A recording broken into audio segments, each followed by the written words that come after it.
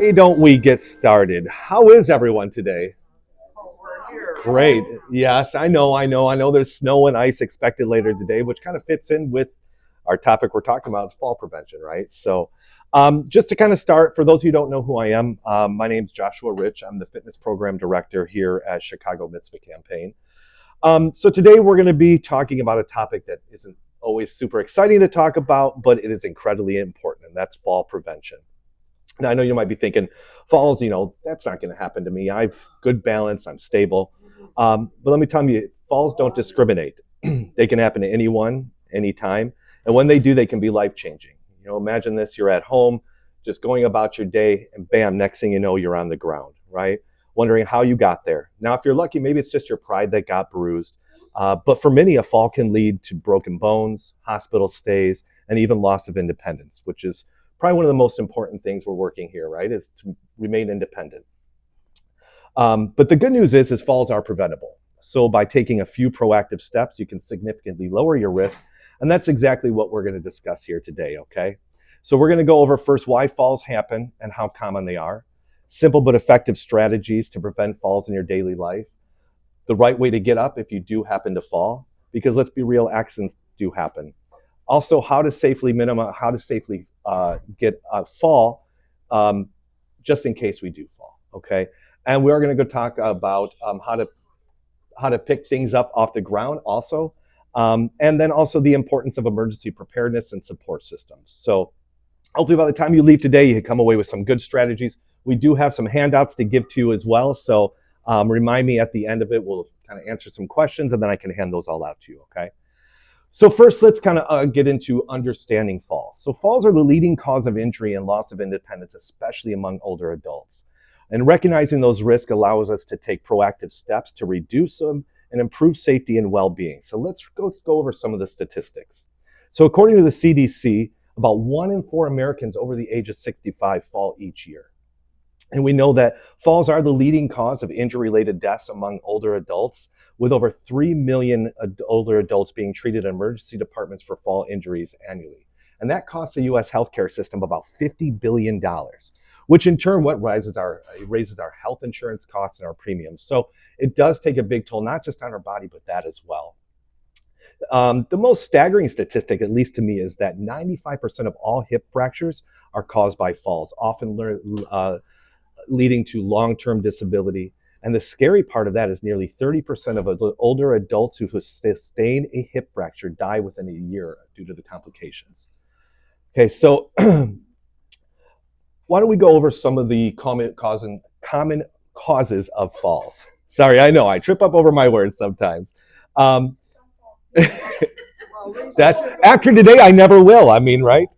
So some of the common causes. Everyone can hear me okay? Talk louder? Yes, I can do that. All right, so some of the common causes of falls. One might be environmental hazards such as cluttered walkways, loose rugs or carpets, slick, wet, or icy surfaces. Obviously, like I said, with the ice and snow coming today, that is something that we do want to kind of keep an eye on and to keep a mind on. Poor or dimly lit surfaces, spaces make it difficult to see obstacles and also reduces our depth perception. So using night lights, motion sensors, things like that can really help our visibility, especially in our home. Uneven surfaces such as cracked sidewalks, loose flooring, or even high thresholds in the house, maybe going from one room to another, there might be a little step. And so regular maintenance of those areas and kind of keeping our house in line does help with the reduction of falls. Also, there's certain medical conditions that could lead to unstableness or unsteadiness and lead to falls, such as arthritis in the joints. Our joints might be a little stiff, so maybe we don't have as good of stability. Vertigo, diabetes-related neuropathy, where maybe we don't have good feeling in our feet, so we can't feel the ground we're walking on. Parkinson's disease, past strokes, and other orthopedic issues such as knee and hip replacements that may impact our balance and coordination. Other causes may be vision and hearing impairments. Poor eyesight and hearing loss reduces awareness of hazards.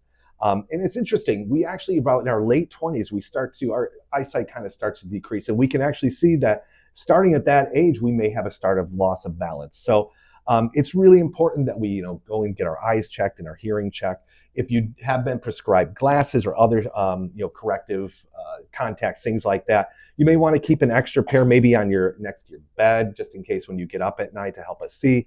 Keep them in your car just in case you have to go maybe to the grocery store or something and it's dark, just to give us better vision and depth perception. Okay. Some medications may give us some unsteadiness and increased risk to falls, such as sedatives, some blood pressure medications and diuretics, which can maybe lower our blood pressure a little bit from when we get up and giving us unsteadiness. So if you are a little bit concerned about your medications, obviously always contact your physician. You can go over a medication plan with them and make sure that the medications you are taking are right for you as far as, does it increase any of the risk fall. And the one I deal with the most is decreased physical fitness, flexibility, and mobility. Okay. Obviously, as we age, we do start to lose muscle mass. And the loss of muscle mass decreases our strength and our steadiness, which then kind of leads to more risk of falling. Also, as we age, our joints get a little bit tighter, our muscles get a little bit tighter. So those joints don't have as much flexibility and mobility, which we know also leads with, if you've done my class, you heard me talk about it a million times, right? We spend a lot of time stretching because stiff joints, immobile joints does lead to unsteadiness as well. Okay, so let's get into some of our fall prevention strategies. Okay, this is kind of the meat and the potatoes of the presentation here. So, making changes at home can significantly reduce fall risk by addressing common environmental hazards that we talked about before. And each modification enhances safety and reduces the likelihood of falls.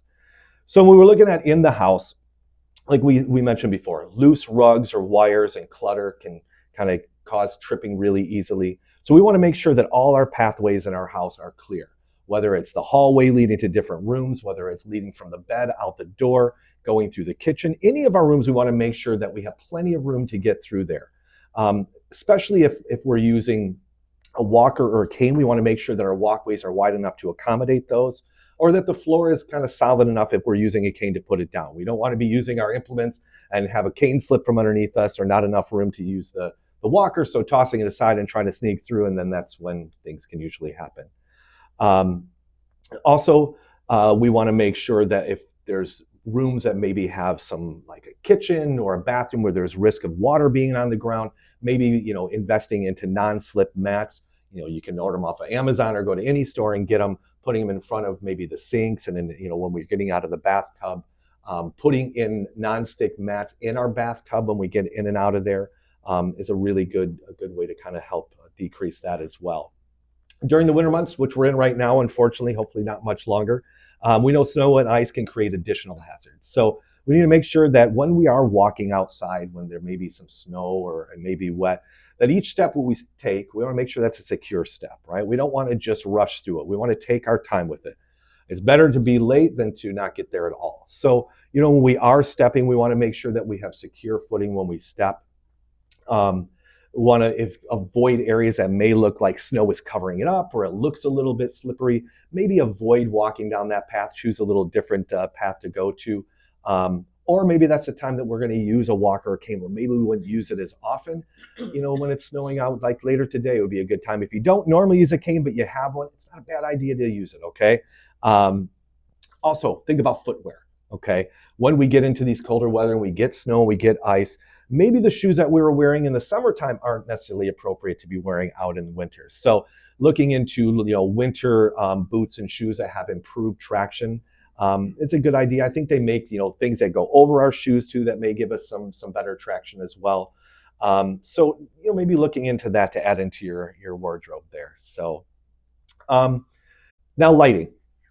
So like I said earlier, our eyesight decreases starting in our 20s, and unfortunately there's not any exercises that can help that. Obviously glasses, things like that can help, but so as our eyesight decreases, so does our depth perception, which means we can't really gauge how far things are away from us. Maybe we have trouble seeing how the floor looks, whether it's even, uneven, what type of surface it is. So specifically in the house, we want to make sure that any dark areas in our house, especially bedrooms, bathrooms, places like that we put in some, maybe we change it out to brighter lights, or we add in additional lighting or a lamp or something like that, just to make sure that we have a little extra lighting.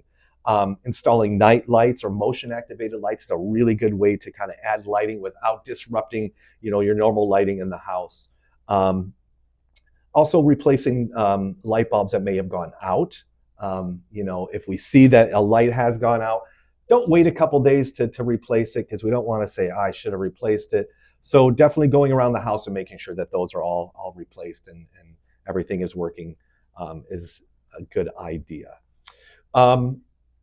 Grab bars and railings. I don't know how many of you have those in the house, but it's another technique to kind of use to help prevent falls, especially in the bathroom, right? So putting in grab bars maybe by the shower when we get in and out, over by the toilet if we have to sit down and stand up, even by your bed, right? Sometimes getting out of bed can be a little bit tough. We may just try to roll out and hopefully land on our feet. So, those type of things, railings on the bed so we don't roll out, or we can use that to get up, is a really good way to kind of help prevent, even more things happening in the house. And if you do need any help picking out those type of things or need help installing them, obviously come to us. We can help you with that, okay? And then once again, non-slip mats all through the house in places that can be slippery. Also, it's maybe if you have stairs that are made of wood, or there's tile, or the thresholds that may be hard flooring, that grip tape that you can put on it is a good idea to do that too. I can speak anecdotally. About 15 years ago, I was walking to take my dog out down the steps. It was wood steps. It was winter. I had winter boots, and I hit one step that was wet, and I fell, and I hit the back of my head and knocked myself out. Luckily, I was not hurt. I was okay. But immediately after that, I was living in a condo, and we, as an association, we put that grip tape on every stair. So if you don't have that, let us know. We can kind of help you with that as well, okay? So by implementing these modifications, individuals can create a much safer home environment, maintain independence, and reduce the chances of those fall-related injuries, okay? What else can we do? Well, the big one that I work with, like I said, is physical fitness and mobility, okay? So regular physical activity is essential for maintaining our strength, our balance, our coordination, which are all crucial for our fall prevention. So according to the American College of Sports Medicine, I'll kind of give you what their recommendations are for physical fitness. And that's the American College of Sports Medicine. It's kind of the leading group that gives us what we should be doing for exercise on a daily and weekly basis, okay? So as far as aerobic exercise, everyone know what aerobic exercise is, right? It's like a treadmill, new step, a bike, something that we're getting our heart rate up. We want to try to engage in that for about 150 minutes a week, okay? Now, how you split that up is up to you. Maybe one day we have a lot of time and we can spend 45 minutes doing some exercises on the treadmill. Maybe another day we only have 10 minutes here, 10 minutes there. The good news is all cumulative, okay? So we don't have to get all 150 minutes in that one time. Maybe it's 10 minutes after walking through the grocery store, and then I can come to CMC at the gym and do another 20 minutes. So trying to shoot for that main goal per week of 150 minutes obviously helps our cardiovascular system, helps keep our heart healthy, but it also helps us with our walking and our gait, right? The more we practice doing that, the better we are, the more stable we're going to feel as well. Swimming is also another exercise you can do for aerobic activity. That one's a really good one. It's no impact on our body, so if you have not great knees or not great hips, or you have a hard time maybe walking or doing some of the other exercises, swimming or even aquatic aerobics is another really good strategy to get in that aerobic exercise. Strength training. If you know me, if you've ever been upstairs or in here, strength training is a cornerstone to every exercise program I'll ever give. Like I said, when we age and we start losing our muscle mass and we start losing that strength, simple activities like getting out of a chair, going up the steps, pulling a door open, picking something up, those all become much harder, right? And so when those become harder, we start to change the way we do it. How we stood up from a chair at 20 years old is a lot different than how we're probably going to stand up when we're 80 years old. And the more we don't do those things, the harder they become, okay? So when we think about the exercises we want to do, we want to kind of do exercises that are basic movements that we may be replicating in real life. So everyone knows my favorite exercise is sit to stand, right?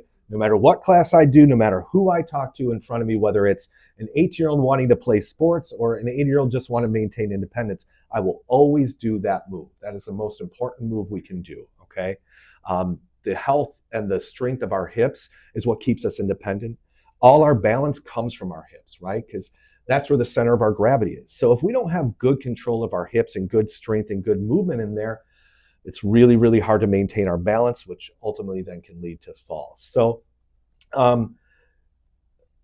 adding those in, doing things where we may pull stuff to us, or we may push away with the resistance, maybe going, doing step ups, things like that. Like I said, where we're mimicking everyday movements, but we're doing it underneath a load, meaning it's either our body weight or we're holding onto an external weight like a dumbbell or a band or even the machines up there, can help us make us more efficient in everyday movements that we do. Okay. One of the ones that doesn't seem too important, a lot of people don't really talk about or push too much, but it's very important to me. And if you do my class, we spend about 10 minutes every day, and that's flexibility, stretching. Okay. It goes back to what we were talking about when our muscles and our joints get tighter and we start reducing our movements. If I don't have a whole lot of movement, but I got to reach over to get something, I'm kind of leaning with my whole body instead of being able to stretch out and get it, right? So that flexibility is a really important part of how we move our body in our normal way. Making sure we're not stiff. If we're just kind of an example, in our balance class, I do 3 different exercises for neck flexibility, right? And it seems excessive, but one of the big causes of us falling is twisting, right? Turning our body, our shoulders, moving our body out of alignment, right? Because we don't have the flexibility and mobility in our neck as we age. So, these joints, it's not just so we feel better and we don't feel so tight, or we wake up and we feel a little bit better. There are reasons to reduce falls by doing these flexibility stretches. Okay.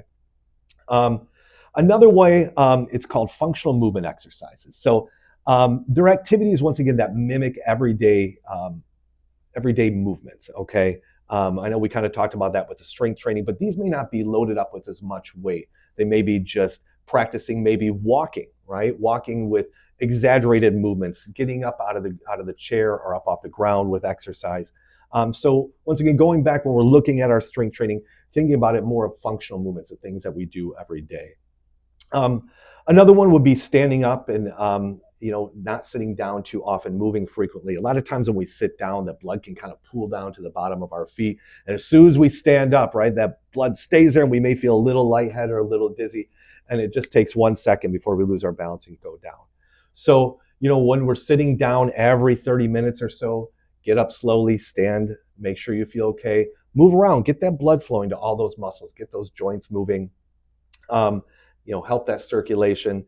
If you do have to sit down for a long period of time, move your feet, move your knees, move your hands, just kind of keep that blood flowing so that when we do stand up, it's not that immediate rush of the blood down to our feet and we get lightheaded. Okay. Does anybody have any questions about the exercises? Or I don't want to just talk all the way through. We can kind of make this a little more interactive. So, yeah. I know it's kind of a personal thing to say. So, unfortunately, a lot of times you go places and the toilet seat is very, very, very low. Mm-hmm. So I went to somebody's home for Shabbos, and I had to bring a chair, and I don't know, sometimes you don't have things to hold on to.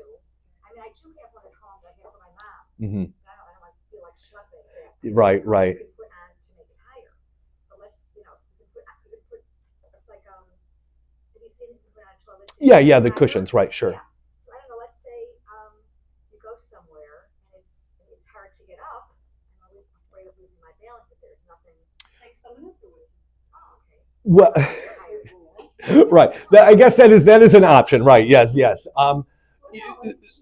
She was just asking. So getting up from a seat that may be lower than what we're used to, that's hard to get up.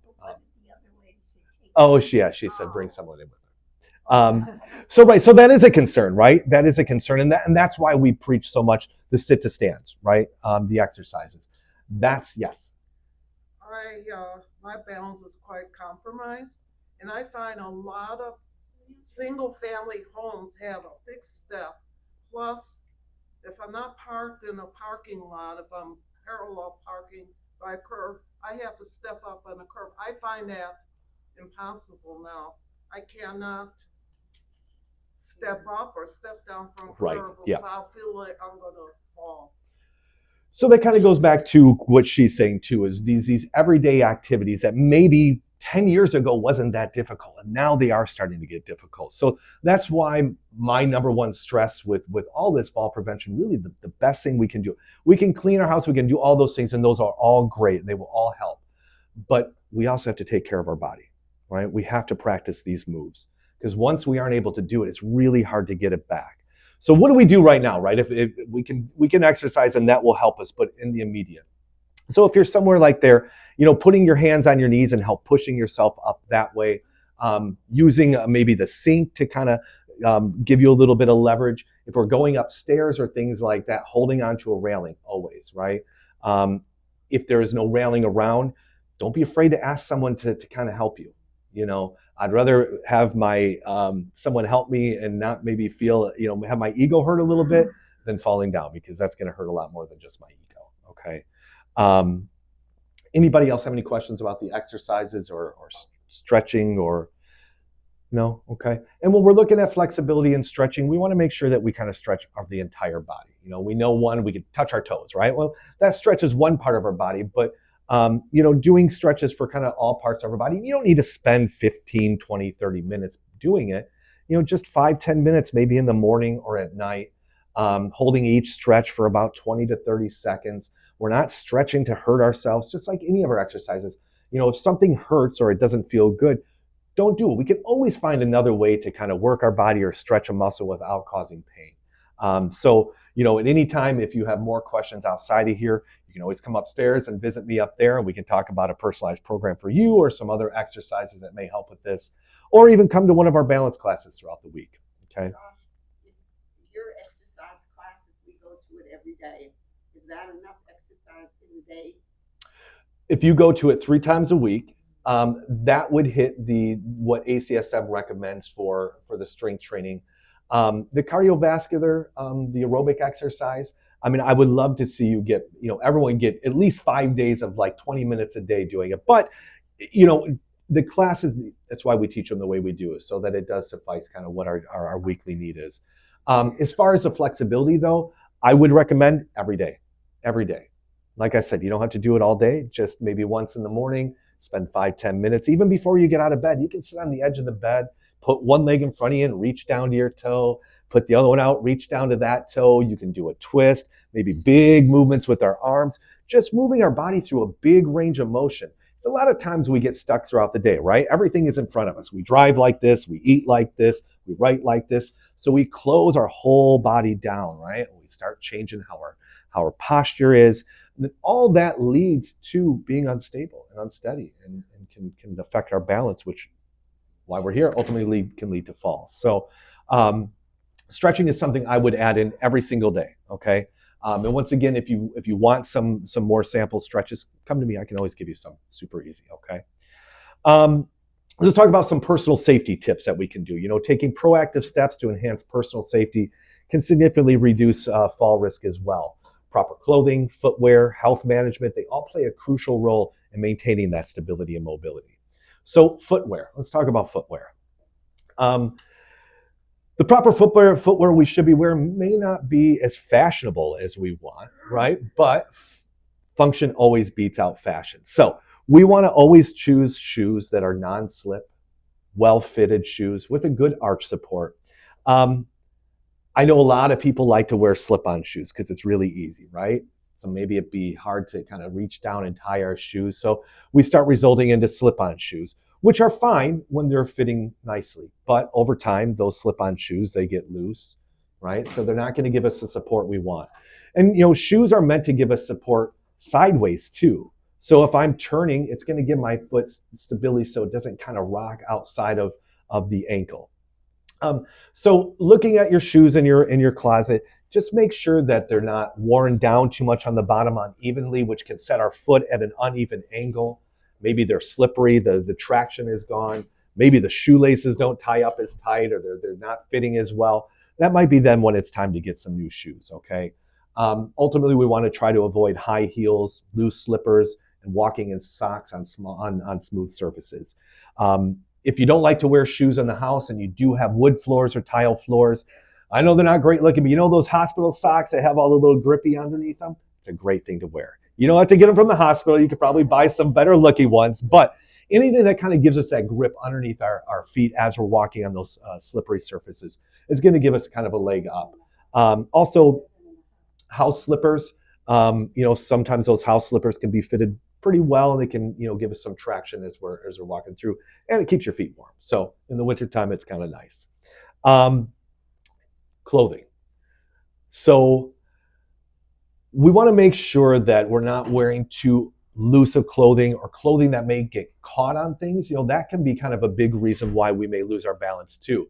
If I'm wearing a big flowy sweatshirt and I'm walking past maybe a stair rail and it gets caught on my sweatshirt, it may turn me and pull me, and if I'm not ready for that, it can knock me over. So, I'm not telling everyone to wear skin tight clothing so that, it doesn't get caught on anything, but just be aware of your clothing, your surrounding. Try to keep clothing that is, at least what form fitting, comfortable, and that allows you to have full movement. So we don't want to wear, clothes that are not going to allow us to move as well either, because that's not going to give us our full range of motion, once again, going back to becoming unstable. We already kind of talked about this, but getting regular vision and hearing checks. Also going to your doctor yearly for your physical, if not more often. Making sure that if we do need corrective lenses, that we're using them and we're wearing them. If we can't hear too well, because remember, balance has three systems. One is our eyesight, but the other one is our inner ear balance.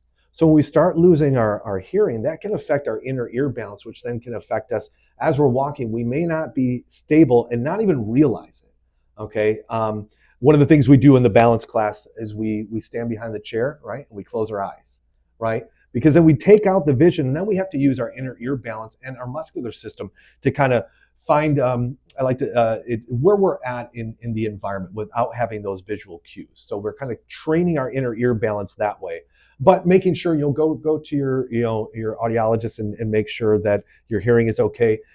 Don't be too prideful to use hearing aids if you need them, okay?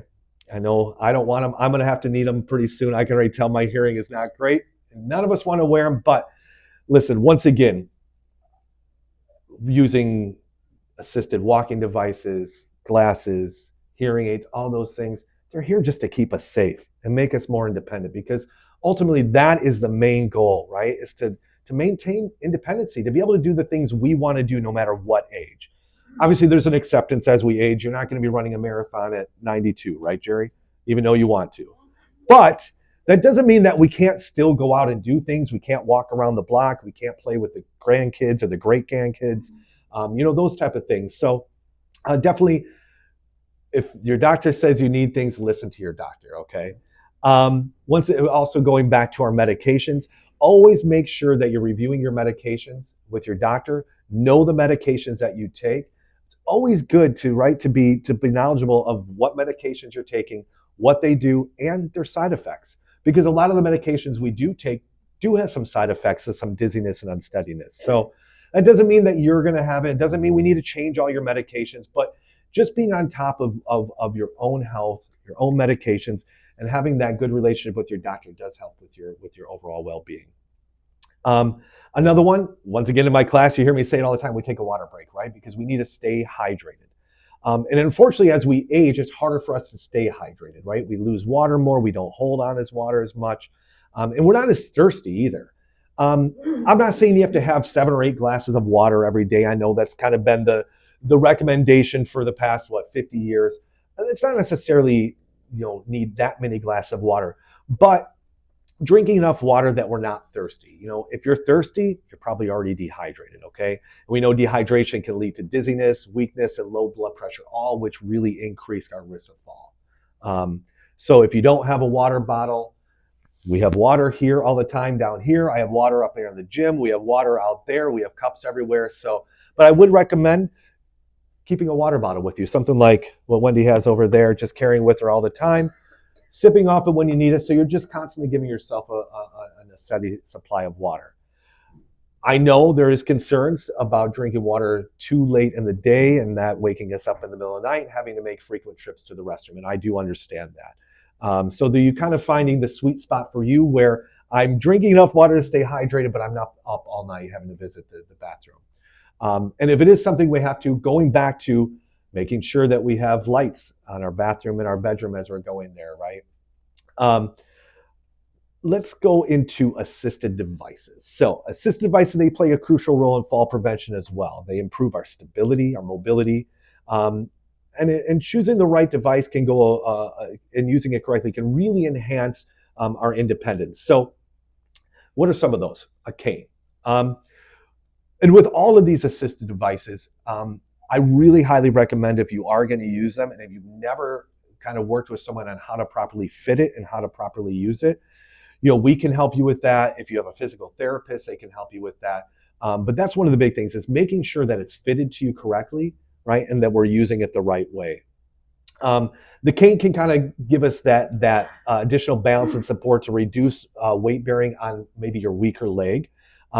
Just ensure, like I said, that it fits properly. If my weak leg is on my right leg, should I hold the cane on my right or on my left? Okay, so we just want to make sure that, right, we're using it the correct way. Walkers is another way, another device that we can use. It gives much more stability than a cane does, obviously, but it is a little bit bulky, a little harder to use, and a lot of people don't want to walk out in public with it. Once again, don't worry about the optics of it. Let's think about safety. They make a lot of walkers that can fold up. You can put it in your car. There's some that you have that you can sit down on, some that have brakes. So you kind of find, if you're having, issues figuring out what is the best one for you, come to us. We can help you with that as well. But I would say, if you have a walker and it's something that you do use sometimes, maybe having a spare one in the car just in case you don't come with it, or putting one next to the bed. And that's probably one of the more important ones, is these devices, the cane, walker. If it is something that you use every once in a while, I would highly, highly suggest by your bed, keeping either a cane or a walker, and your glasses if you wear them, okay?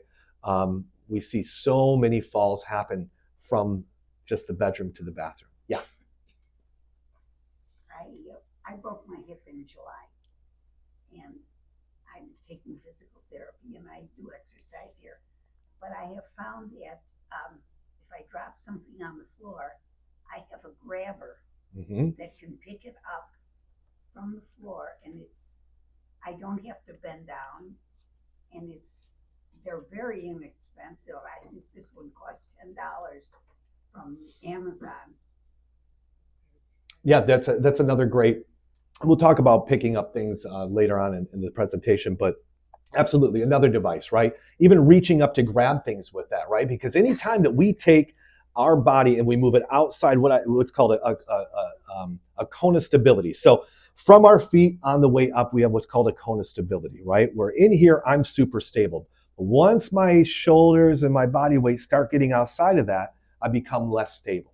So reaching up to a counter to grab a plate, right? Now I'm totally outside of that cone of stability, and now my balance and my stability are compromised. So wonderful idea. I've started taking it to the Jewel with me. Hey, absolutely, absolutely. I can get it. Well, and then I call people over the tall person. yeah, right. When in doubt, ask people, right? If you still live in a house that has stairs and you have trouble navigating stairs, yeah. Did she want to say how she broke her hip? I don't know. She don't know. She fell. I fell by the pool. Slippery surface. No, No? it's not slippery. I tripped on my own feet. Okay, so that goes into practicing our walking gait, right?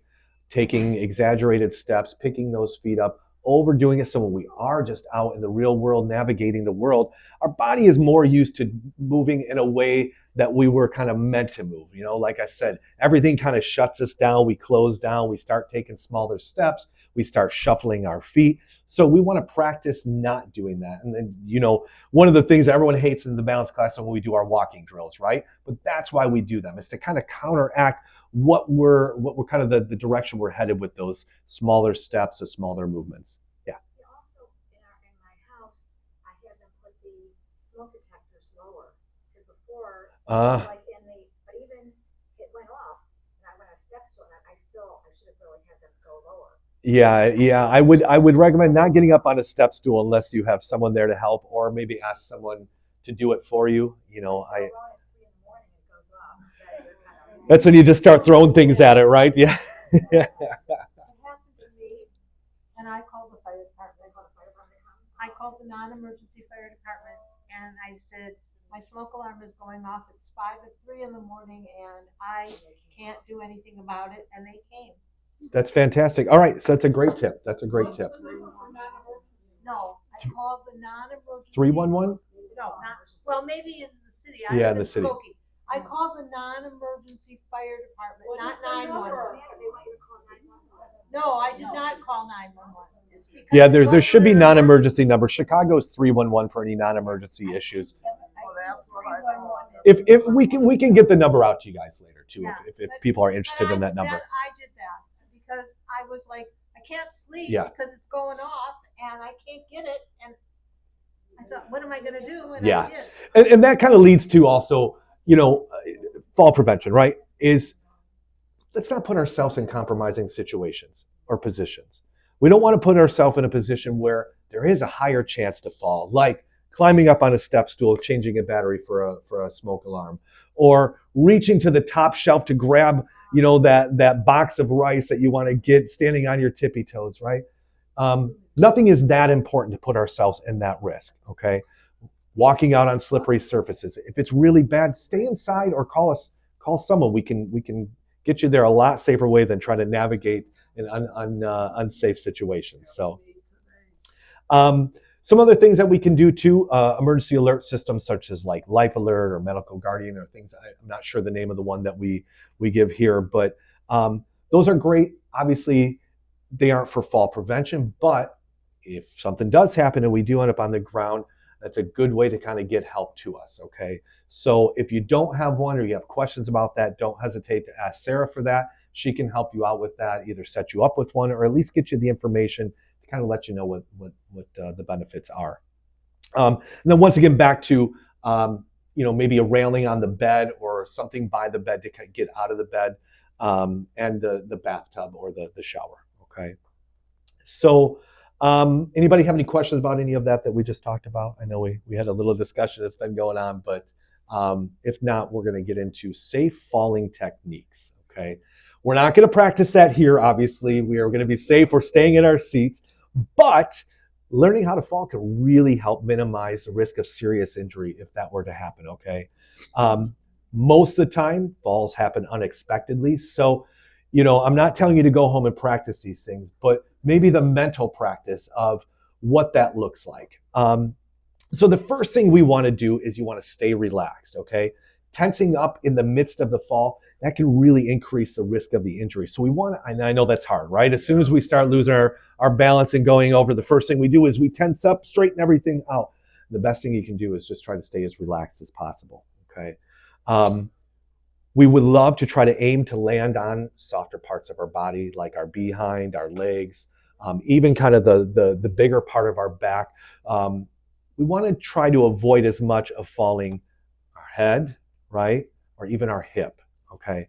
So first thing we do as we're going down to protect our head, because that's probably the most important thing, is we want to turn our head to the side so we don't hit direct face, okay? It didn't mean it isn't going to hurt, but we don't want to fall flat on our face where we have the risk of our nose breaking or hitting our eyes or anything like that. So if we're going forward and to the side, we want to turn our head to the side so we kind of land that way. If we're falling backwards, okay, we're not going to turn our head to the side, but what we want to do is we want to try to tuck our chin into our chest, okay? Just like a boxer, when they're fighting, they tuck their chin into their chest so they give much more stability and their head doesn't just fly back, because that's what we want to protect against, okay? So keeping your chin tucked into your chest. Another one is going to be bending our joints, all right? And what I mean by that is if I'm going down forward, I don't want to stick my hands out straight, my elbows straight, everything straight, because that's a really good way to break a bone or dislocate a shoulder. So our knees, our elbows, we want to keep them soft, okay? Slightly bent. It gives a little more absorption too when we do go, if we were to fall down. One that's, and all these, I know these are all kind of tough to do in the midst of it, but rolling with the fall, okay? So if possible, allow your body to roll upon impact instead of stopping suddenly. This will help distribute the force over the larger area and reducing localized trauma. So if I start to fall sideways, as I'm falling, I want to turn my head away. As I'm landing, I want to keep rolling, right? So that impact kind of gets, like I said, distributed throughout the body instead of just right on that shoulder or right on that hip. So what happens, I guess anybody questions about falling? I know you said about stiffening up because you go, you Mhm. know, it's just a reflex. How you get past that?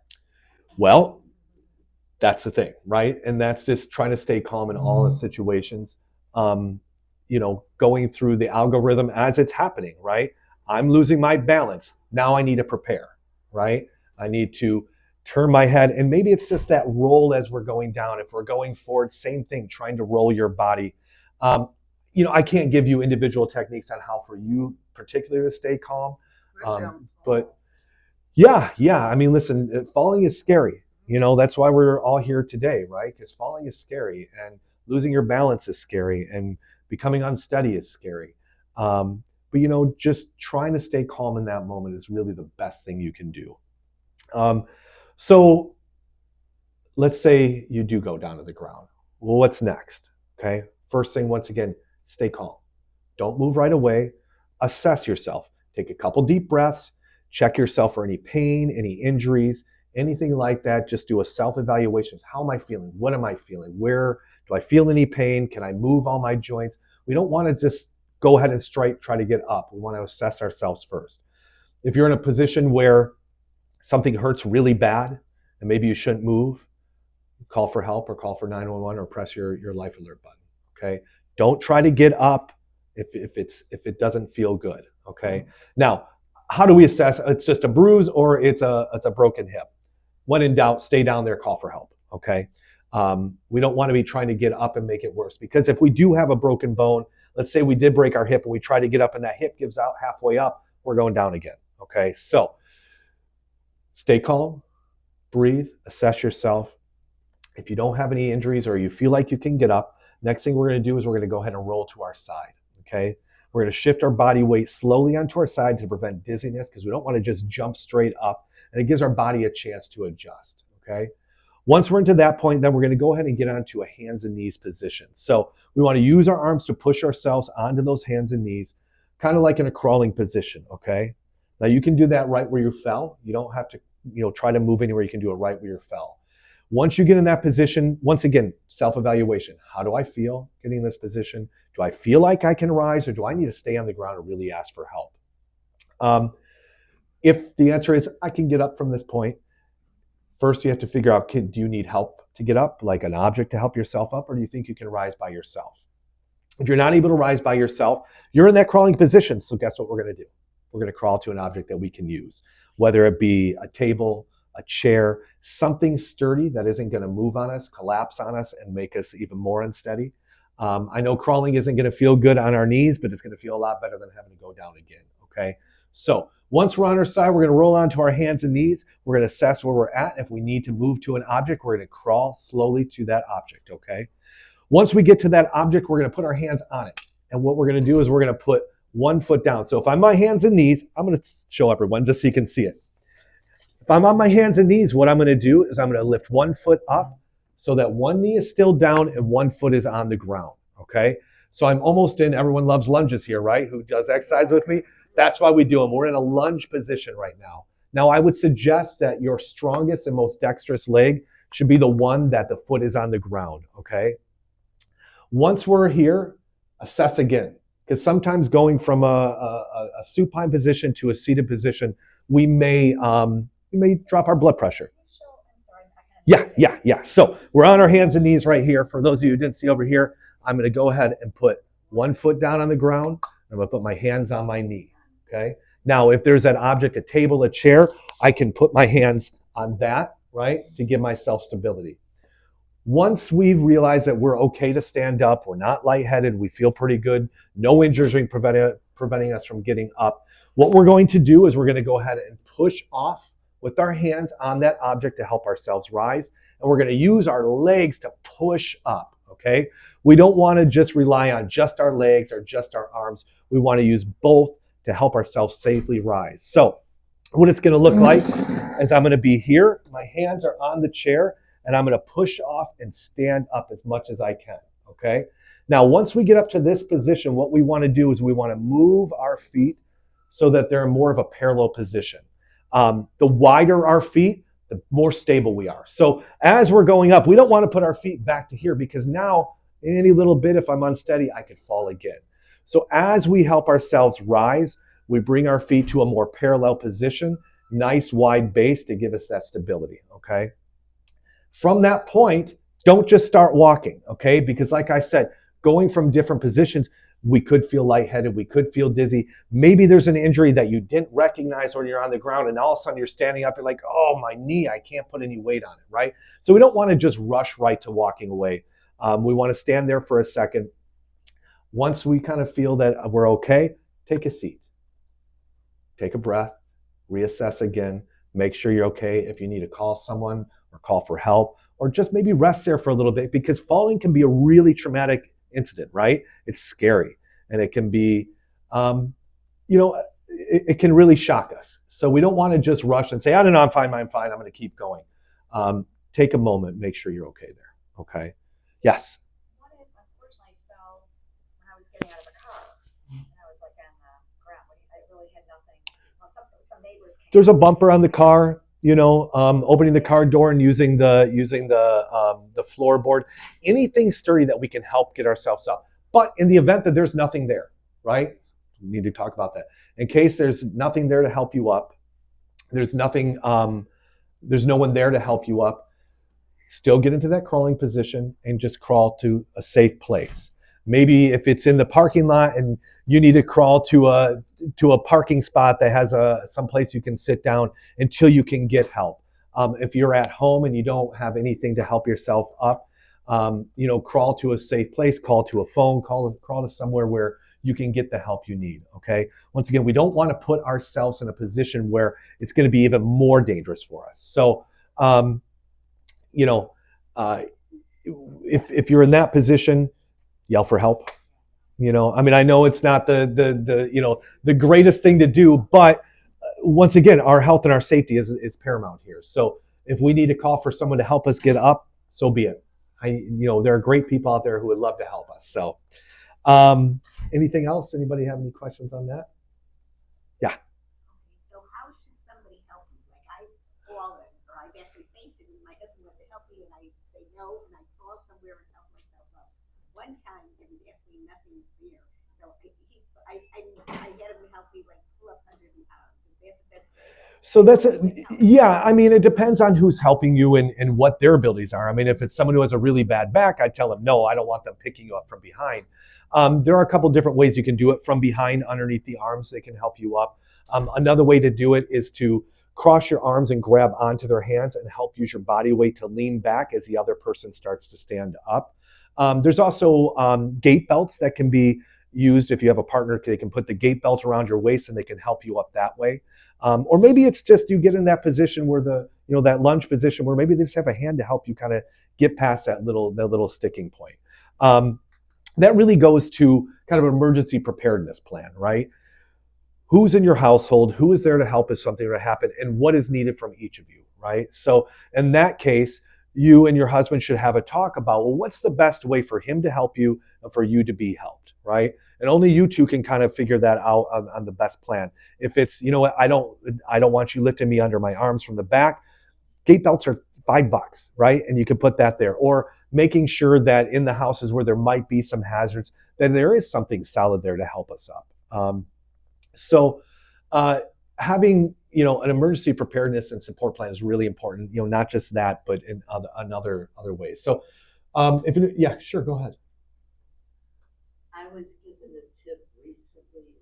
Somebody I know, was standing up to change a light bulb and fell and dislocated her shoulder. Mm.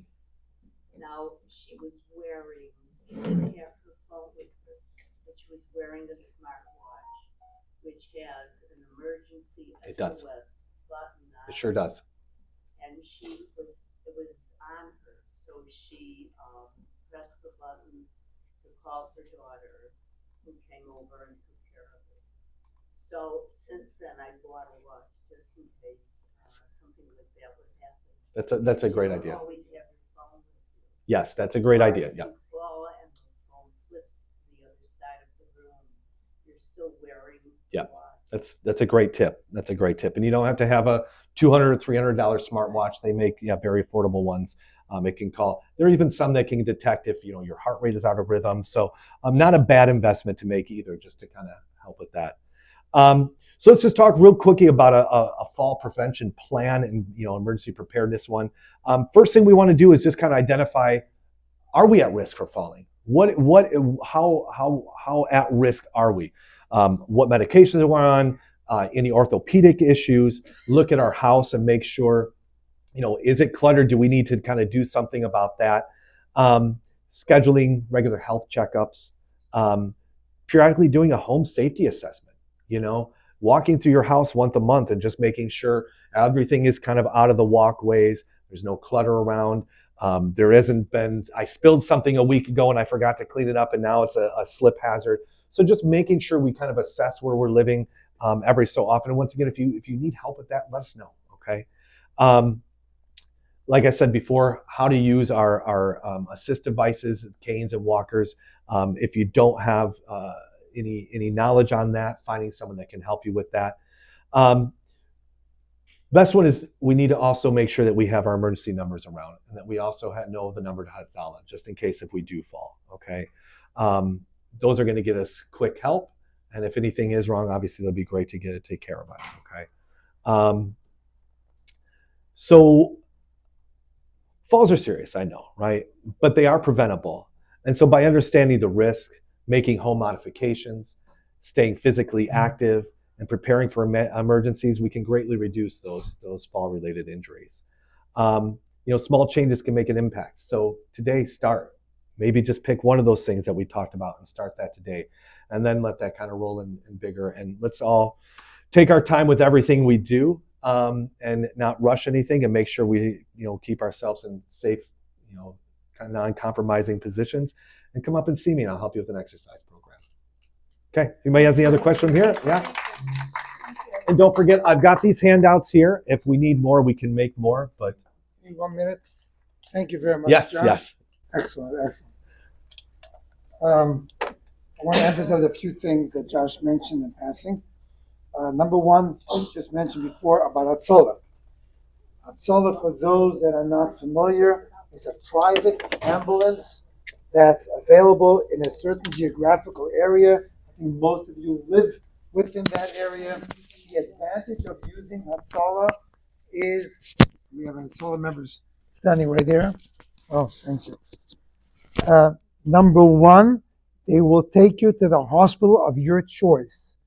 So if you fall somewhere next to, let's say you're in this neighborhood, all the emergencies of 911 will go to St. Francis. What happens? You don't want to go there. You want to go to Lutheran General. They'll take you there. As long as it's not life-threatening, they will take you there. You should have that number handy somewhere at home, maybe more than one place. So that should be instead of 911. Of course, if you don't remember that number and you're next to a phone and you have to call 911. So that's number one. Number two, Josh also mentioned about an emergency alert system. And I will address what we heard before. The emergency alert system that we offer, and again, if you're interested in more information, speak to Sarah. It's a device that you wear. It's not a phone. It's a device that you wear either as a wrist, on your wrist, or as a necklace.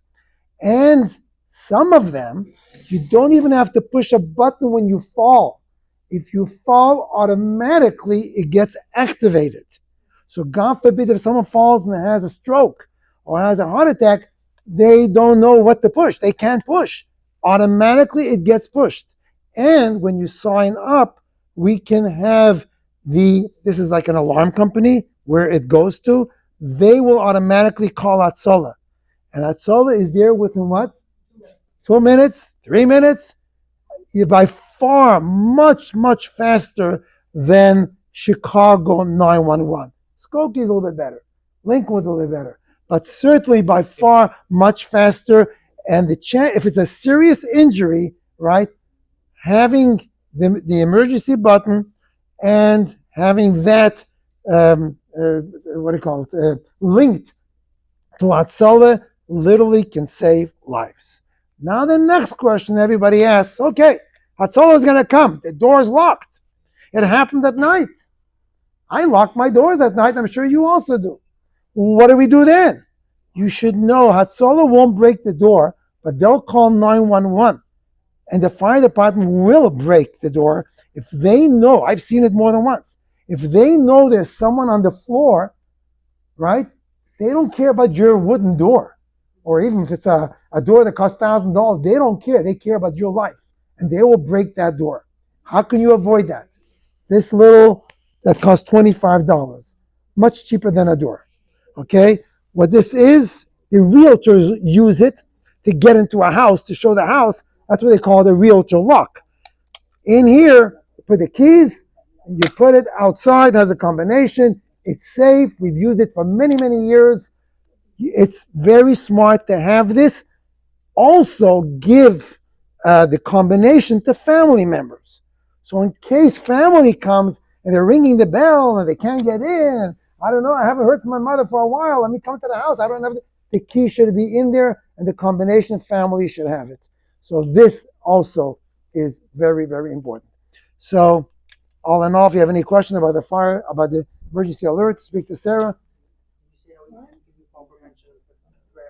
Yeah, we spoke about that. So we also offer, CMC also offers, Josh covered it all, okay? Fall prevention. So we go to homes and we look around, maybe there's a cord I know this cord, it's my charger, I know. But one day you're going to go, you're going to forget about it, and there, God forbid, you're on the floor. How about rugs? You have a little rug, it's so beautiful. I have it from my mother-in-law gave it to me as a gift. It's wonderful. It's about time to roll it up and put it away. Because otherwise they curl up at the edges. Many people fall on a small piece of rug. You can live in a house without that rug. Many times I used to go to homes. I didn't even ask questions. I took the rug, rolled it up, put it somewhere on top. I said, you can't get up and get it. Anyways. Another thing is dishes. I've seen this a lot. Again, Josh covered it all. Where do you keep the dishes? On the third shelf. And like on the tippy toes, anything that you use for breakfast, lunch, dinner every day, keep it basically, on the lowest, on the counter. That's okay. Keep it on the counter. You don't have to, go and on your tippy toes and try to reach something which you use on a daily basis. Okay, I think One more thing. one more thing. No one should feel bad to have to call Hatzalah, even if you're not injured. If you're just on the floor and you can't get up, rather call Hatzalah for a lift assist. So it's not even when Hatzalah will come. It will be considered a lift assist. It won't even be considered a traumatic call. But we will rather come to your house do a lift assist. I'm talking as an Hatzalah member, than to come to your house because your spouse tried to help you get up and now you're both on the floor. All right? So, Josh was giving great ideas on how the spouses, and that's only if your spouse is really able to. Please don't push yourself. Rather call Hatzalah for a lift assist. When you call them, you can say, look, I'm not hurt. I'm on the ground. I just need help getting up. They'll send 2 members to help lift. I just did it yesterday. I was at someone's house, not far from here. I went there with another member. This lady fell. She doesn't know how she fell. She was walking and then boom, she ended on the floor. She don't know how I got there. Okay? We lifted her up, put her on the chair, asked her, anything hurting you? Nothing's hurting you. Have a wonderful day, Zygon. So don't try to be the superhero and get yourself up. Just call Hatzalah and we'll get you up.